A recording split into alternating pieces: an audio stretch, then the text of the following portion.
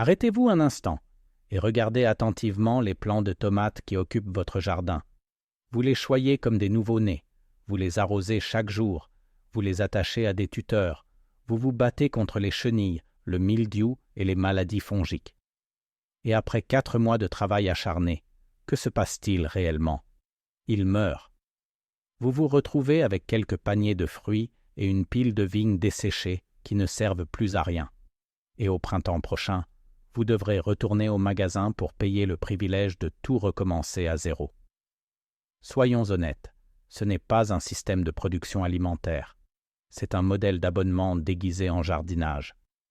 Mais imaginez un instant s'il existait une plante capable de briser ce cycle infernal une fois pour toutes. Imaginez une tomate qui ne rampe pas sur le sol, mais qui s'élève fièrement pour devenir un arbre de 3 ou 4 mètres de haut. Un arbre qui ne meurt pas une fois la récolte terminée, mais qui reste debout, solide et vigoureux pendant plus de 20 ans. Un arbre qui ne produit pas seulement quelques kilos de nourriture, mais près d'1,5 tonne de fruits tout au long de sa vie, à partir d'une seule et unique plantation initiale. Imaginez des fruits frais en plein milieu de l'hiver, quand tout le reste est gelé. Et quand vous les cueillez, ils se conservent pendant 6 mois à température ambiante, sans mise en conserve, sans congélation et sans aucune électricité. Cette plante n'est pas un mythe issu d'un livre de fantaisie. Dans les années 1940, elle poussait dans des milliers de jardins familiaux à travers le monde. On l'appelait l'or rouge du jardin de la Victoire. Mais soudain, elle a disparu des catalogues. Elle ne s'est pas volatilisée parce qu'elle était inefficace. Bien au contraire. Elle a disparu parce qu'elle fonctionnait trop bien. Elle a été effacée de notre mémoire collective parce qu'une plante qui vous nourrit pendant 2 décennies est un désastre économique pour une industrie qui repose sur votre besoin d'acheter de nouvelles graines chaque printemps. Voici l'histoire du tamarillo, l'arbre qu'ils veulent que vous oubliez. Mais voici la véritable tragédie de notre époque. Aujourd'hui, même les rares personnes qui parviennent à dénicher cet arbre finissent souvent par le couper après la première récolte. Pourquoi un tel gâchis? Parce que 90% des nouveaux cultivateurs ne savent tout simplement pas comment l'utiliser correctement. Ils le traitent comme une tomate ordinaire, croquent dedans à pleines dents et déclarent que le goût est terrible. Ils jettent une mine d'or nutritionnelle à cause d'un simple malentendu technique. Restez avec moi jusqu'à la fin de cette vidéo et je vais vous révéler le secret de 3 secondes qui libère son véritable potentiel. Je vais vous montrer comment contourner sa peau amère pour transformer la chair à l'intérieur en une sauce de survie légendaire. Une sauce si stable qu'elle peut rester sur votre étagère pendant 6 mois sans se gâter. Une fois que vous connaîtrez cette astuce, vous ne regarderez plus jamais une tomate classique de la même manière. Pour comprendre pourquoi l'industrie agroalimentaire a enterré cet arbre, vous n'avez pas besoin d'un diplôme en botanique. Vous avez juste besoin d'une calculatrice. Dans le monde de l'autosuffisance et de la survie, l'efficacité est la règle d'or. Et la tomate de jardin standard est biologiquement inefficace. Regardons les chiffres de plus près. Un plant de tomate classique est une plante annuelle. Elle exige un sol parfait, un arrosage constant et des engrais coûteux. Si vous avez de la chance, elle vous donnera peut-être une 15aine de kilos de fruits, puis, au premier gel, elle se transforme en une bouillie noirâtre.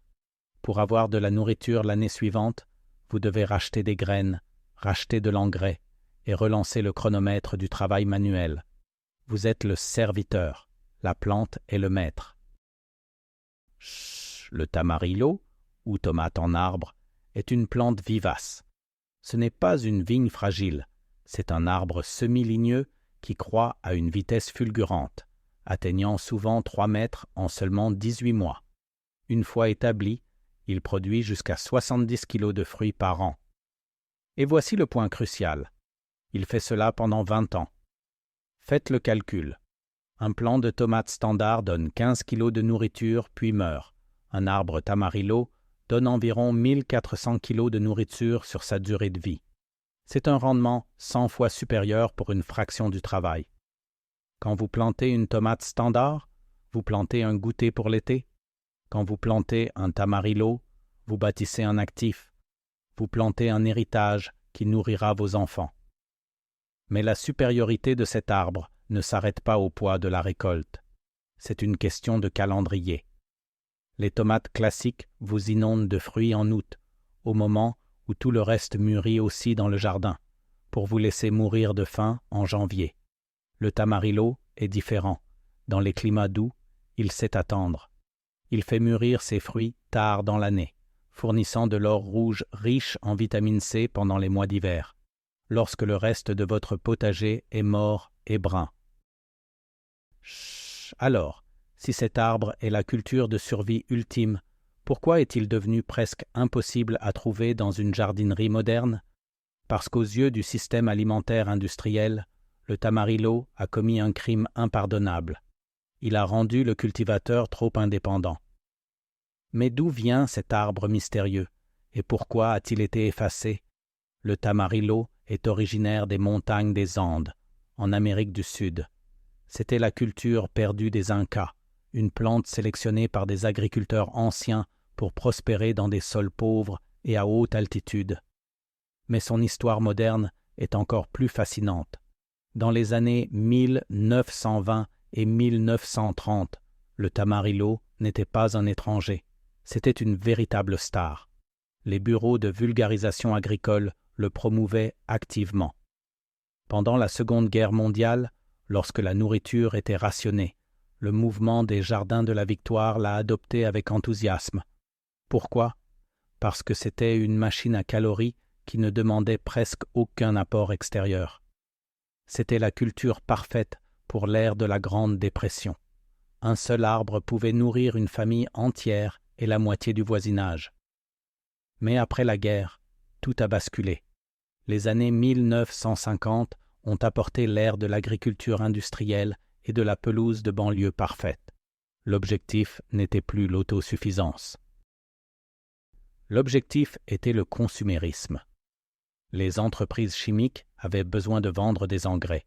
Les semenciers avaient besoin de vendre des paquets de graines annuelles. Un arbre qui vivait 20 ans et n'avait besoin d'aucune aide était une mauvaise affaire pour le profit. Simultanément, l'industrie de la tomate a explosé avec de nouvelles variétés hybrides sélectionnées pour le transport, pas pour la saveur. Elles devaient être d'un rouge uniforme et prévisible. Le tamarillo sauvage, acidulé et durable, ne rentrait pas dans le moule. Il ne ressemblait pas à une tomate de dessin animé. Alors, les pépinières ont cessé de le proposer. Les magazines ont arrêté d'écrire sur lui. Et en l'espace d'une seule génération, une plante qui était autrefois un nom familier est devenue un fantôme. Ils ont échangé un actif de 20 ans contre un produit jetable de 4 mois. Mais voici l'ironie du sort. Alors qu'ils s'efforçaient de l'effacer, ils ont accidentellement caché le plus grand super-pouvoir du tamarillo. Un super-pouvoir qui fait passer la tomate moderne pour une plaisanterie. Ce n'est pas seulement une question de rendement, c'est une question de temps. Pour ceux d'entre nous qui cherchent à reconquérir leur indépendance, le tamarillo offre quelque chose que la tomate moderne ne pourra jamais offrir, une véritable sécurité. Parlons maintenant du fruit en lui-même. D'abord, abordons le goût. Ce n'est pas la saveur aqueuse et sucrée d'une tomate de supermarché.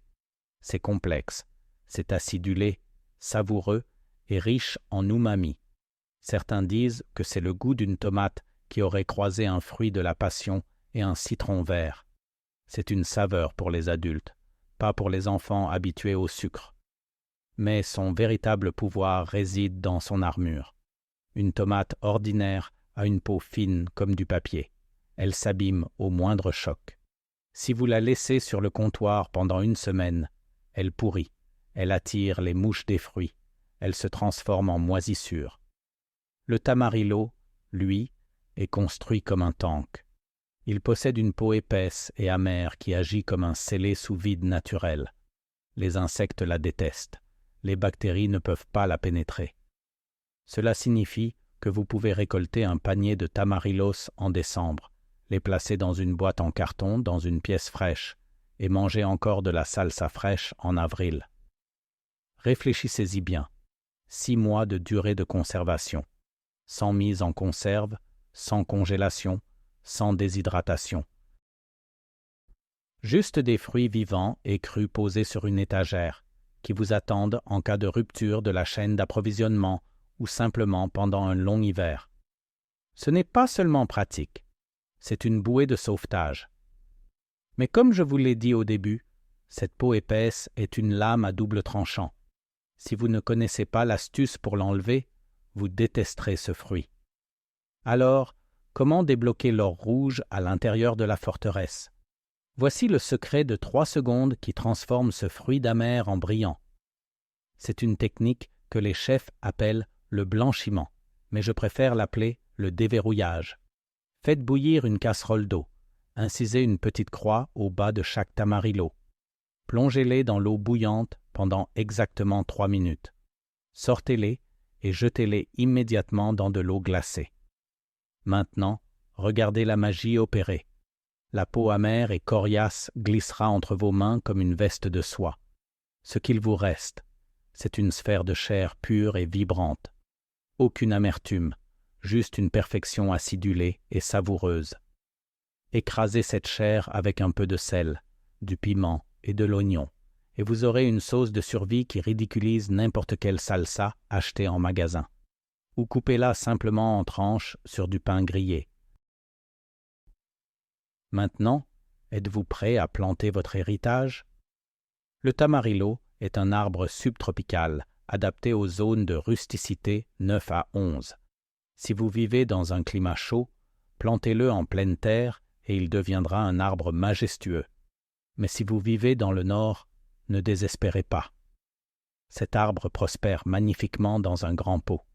Gardez-le à l'extérieur en été et rentrez-le à l'intérieur avant les premières gelées. Il agira comme une magnifique plante d'intérieur tout l'hiver tout en continuant à vous nourrir. C'est votre chance de briser le cycle. Arrêtez de louer votre jardin au semencier. Commencez à construire un actif qui vous nourrira pour les 20 prochaines années. Si vous êtes prêt à planter un arbre au lieu d'une vigne, n'oubliez pas de partager ce savoir. Nous réécrivons l'histoire de la nourriture, une plante oubliée à la fois. Dites-moi dans les commentaires, tomate ou arbre? Lequel choisiriez-vous pour votre survie? La connaissance n'est jamais perdue, elle attend simplement que vous vous en souveniez.